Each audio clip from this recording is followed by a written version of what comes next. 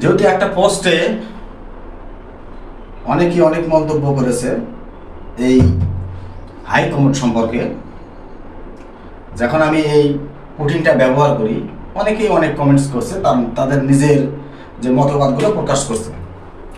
আর আমার যে ভিডিওটা পাইছেন সেটা হচ্ছে এই যে প্রোটিন, এই প্রোটিনটা আমি চারুপাশে আগে আঁক দিব।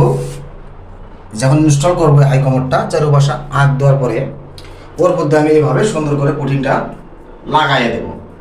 তার উপরে এই কমোডটা আমি রাখবো। এই কমোডটা যখন রাখবো তখন কিন্তু প্রোটিনটা একবারে এই কমোডের এই পা ঘেঁষে কিন্তু পড়ে যাবে। এই যে দেখেন, এই পরবর্তীতে কমোড দেখেন, এই যে আমি প্রোটিনটা ব্যবহার করছি, দেখেন তো প্রোটিনটা একেবারে কিন্তু ভেতরে প্রবেশ করেছে। অর্থাৎ তাহলে কি হবে, যখন পুটিংয়ের ওপরে, এই যে পুটিংয়ের ওপরে যখন এই কমোডের পাটা বসে যাবে তখন কিন্তু এরকম করে বসে যাবে। এই যে দেখেন, এরকম করে বসে যাবে।